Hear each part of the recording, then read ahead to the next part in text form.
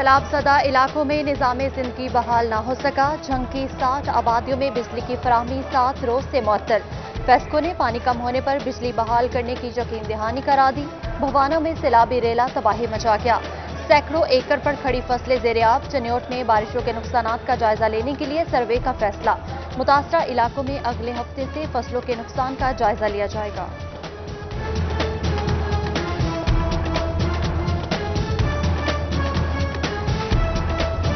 جھنگ کے 87 سرکاری اسکول سیلابی پانی سے بھر گئے. احمد پور سیال اور شورکوٹ کے اسکول سب سے زیادہ متاثر. پرائمری، مڈل، ہائی اور ہائر سیکنڈری اسکولز میں پانی داخل. سی ای او ایجوکیشن کی اسکول سربراہوں کو اسکول کی ہدایات جاری. ٹوبہ ٹیک سنگھ کی ضلع انتظامیہ ممکنہ سیلاب سے نمٹنے کے لیے الرٹ. کمالیہ اور پیر محل کے دریائی علاقوں کا جائزہ لیا جائے. ہنگامی صورتحال کے لیے مشینری فعال رکھی جائے. محکمہ صحت اور لائف سٹاک کے پاس ادویات کا وافر سٹاک ہونا چاہیے. ڈپٹی کمشنر عمر جاوید کی تمام محکموں کو فلڈ ریلیف پلان پر عمل درآمد کی ہدایت.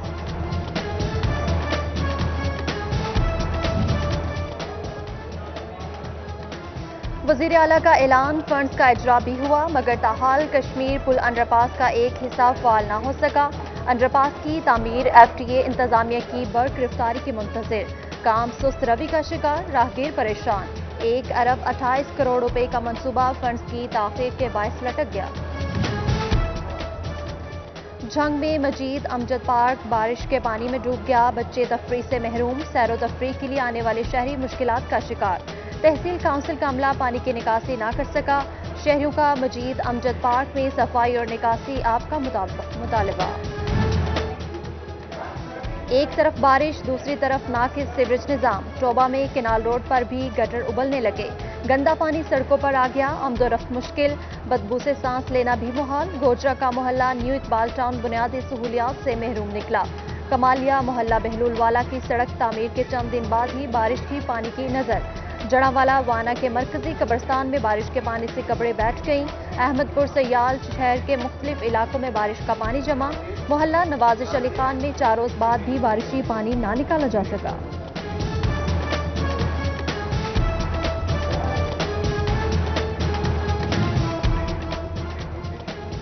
فیصل آباد کے ایکسپورٹرز بجلی کی قیمتوں میں محض 2 ماہ کی حکومتی سبسڈی پر نالا. کاروباری معاملات غیر مستحکم ہو رہے ہیں. قیمتوں میں اتار چڑھاؤ کاروبار تباہ کر دیں گے.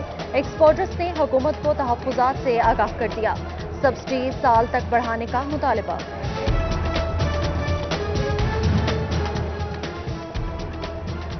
پیپکو نے سابق چیف انجینئر آپریشنز فیسکو عمر لودھی کے خلاف تحقیقات کے لیے 3 رکنی انکوائری کمیٹی قائم کر دی. کمیٹی 15 روز میں رپورٹ پیش کرے گی. عمر لودھی پر جعل سازی سے بیٹے کی ملازمت کرانے چنیوٹ کے ایک ایس ٹی او اور ایکسنگ کے خلاف کارروائی کرنے کا الزام ہے. سٹی گورنمنٹ فیصل آباد کی ڈسپنسری کے برے حالات. شہر کے وسط میں واقع اشرف آباد ڈسپنسری خستہ حال. ڈاکٹر ڈیوٹی سے غائب. ڈسپنسر بھی موجود نہیں. مریض علاج کے لیے خوار. زندگیاں خطرے سے دوچار.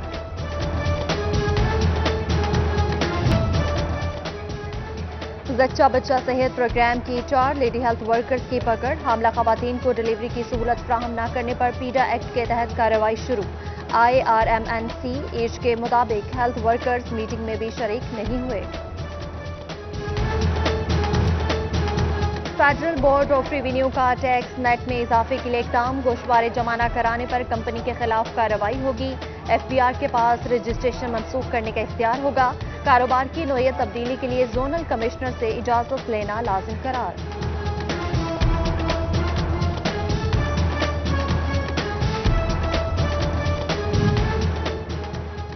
فیصل آباد کی نئی حد بندیاں جاری. 12 نئی یوسز کو فائدہ نہ پہنچا. FWMC کی حدود بڑھے. فنڈز اور مشینری کی تعداد نہ بڑھی. کمپنی حکام نئی یوسز میں صفائی آپریشن سے ہچکچانے لگے.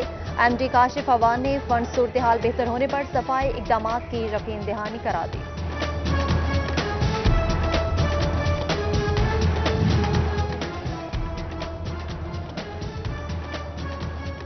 سپریم کورٹ کا فیصل آباد شہر میں تجاوزات ختم کرنے کا حکم. جبکہ سستے بازاروں میں تجاوزات پہلے سے بھی زیادہ ہو گئے.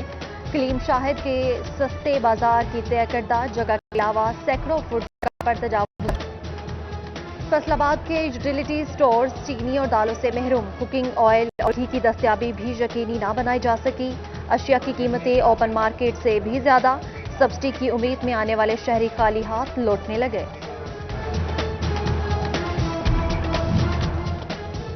فیصل آباد میں بجٹ آن لائن کرنے کے حوالے سے اہم مراسلہ، مقامی حکومتیں اپنے اخراجات کا حساب دیں ورنہ پی ایف سی میں شیئر سے محرومی ہو سکتی ہے۔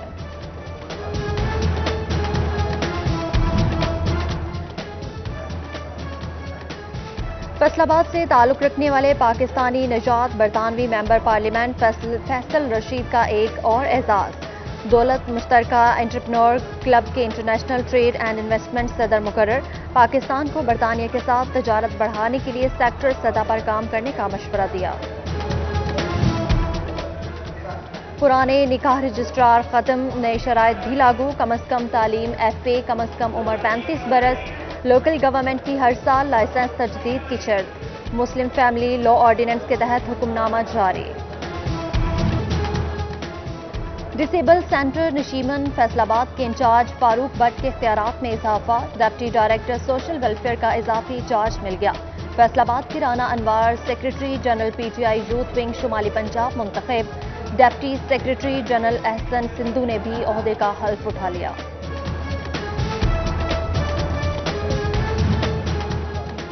ڈی پی او جھنگ کا اضافی charge, S P investigation Muzammil Hussain کو تفویض، S S P Kashif Aslam کو ایس ایس پی آپریشنز کا عارضی چارج سونپ دیا گیا، آر پی او فیصل آباد رفت مختار کے نوٹیفیکیشن پر افسران نے چارج سنبھال لیا۔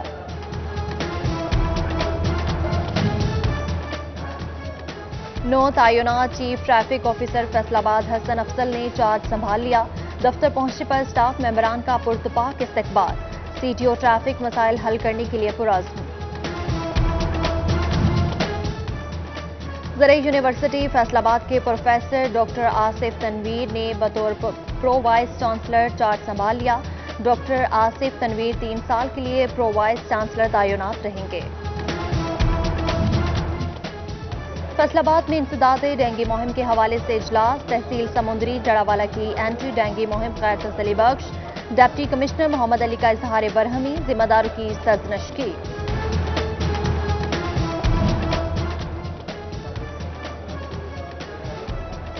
ٹوبہ میں بھی پولیس مہم کامیاب بنانے کا عزم، 5 روزہ مہم 21 سپتمبر سے شروع ہوگی، 998 ٹیمیں 3,92,000 بچوں کو حفاظتی قطرے پلائیں گی، سی ای او ہیلتھ ڈاکٹر ممتاز کی زیر صدارت تیاریوں کا جائزہ لیا گیا۔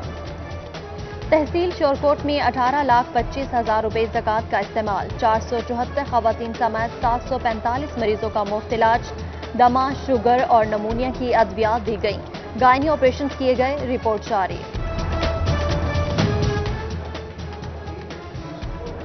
میڈیکل اینڈ ڈینٹل کالج میں ایڈمیشن ٹیسٹ 18 اکتوبر کو ہوگا، ایڈمیشن ٹیسٹ کی امتحانی ڈیوٹی کے لیے 3 کلوز ایجوکیشن سے اساتذہ کی فہرست طلب، میڈیکل انٹری ٹیسٹ میں صرف آرٹس مضامین کے اساتذہ کی بطور نگرانی ڈیوٹی لگائی جائے گی۔ ٹوبہ میں پاکستان میڈیکل لیبارٹری ایسوسی ایشن کی جانب سے اجلاس، چیئرمین پاکستان لیبارٹری ایسوسی ایشن بشارت رسول گجر کی خصوصی شرکت، کہتے ہیں کوالیفائڈ افراد کو گورنمنٹ سیکٹر میں کام کرنے پر اجازت ہے جبکہ پرائیویٹ کام کرنے کی اجازت نہیں دی جاتی، ایسوسی ایشن کا حکومت سے الائیڈ ہیلتھ کونسل قائم کرنے کا مطالبہ۔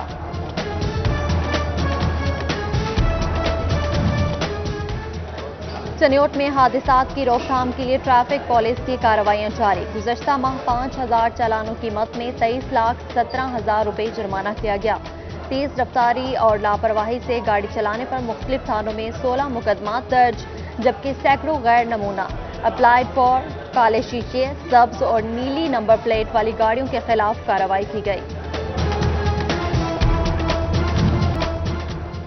آل پاکستان انصاف ٹریڈرز ونگ کے مرکزی صدر میاں طاہر نوید کا فیصل آباد کا دورہ، ٹریڈرز ونگ کے ممبران سے میٹنگ، جنرل سیکرٹری انصاف ٹریڈرز ونگ سید کامران گیلانی کو سٹی اور ڈسٹرکٹ لیول پر تنظیم سازی مکمل کرنے کا ٹاسک دے دیا گیا۔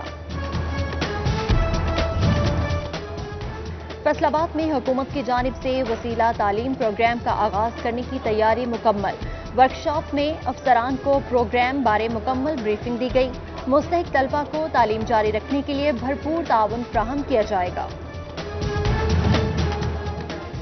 GSO circle hydro electric workers union کے الیکشن پھول گروپ پینل نے جیت لیے۔ چاند گروپ کو شکست کا سامنا کرنا پڑا۔ پھول گروپ کے زونل چیئرمین ثناء اللہ خان نے 44 ووٹوں سے کامیابی حاصل کی۔ سوشل ویلفیئر فیصل آباد کا ادارہ ماڈل چلڈرن ہوم فال دنیا کے ساتھ دینی تعلیم سے روشناس کرانے پر زور۔ بچوں کی جانب سے کورونا SOPs پر عمل درآمد، پڑھ لکھ کر ملک کی ترقی میں اہم کردار ادا کرنے کا عزم۔ بیٹھنے کو بینچ نہ، کھیلنے کو جھولے اور سلائڈ، حفاظتی گیٹ نہ، لائٹس لگائی گئی۔ امین پور بنگلہ چک 184 کا تفریحی پارک توجہ کا منتظر۔ قمر آباد کے مکینوکا پارک میں تفریحی سہولیات فراہم کرنے کا مطالبہ۔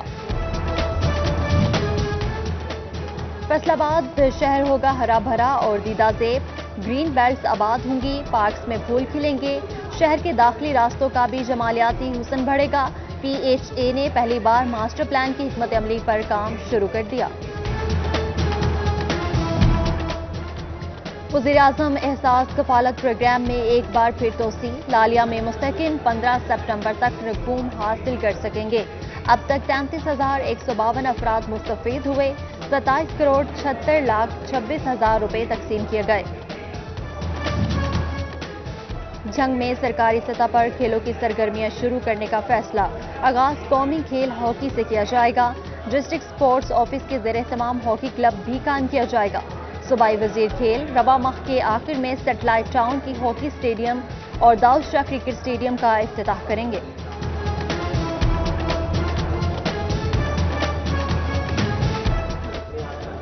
اور ڈپٹی ڈائریکٹر زراعت ٹوبہ میاں نثار احمد کی ریٹائرمنٹ تقریب، 35 سالہ کامیاب سروس مکمل کرنے کے بعد ملازمین کی مبارکباد۔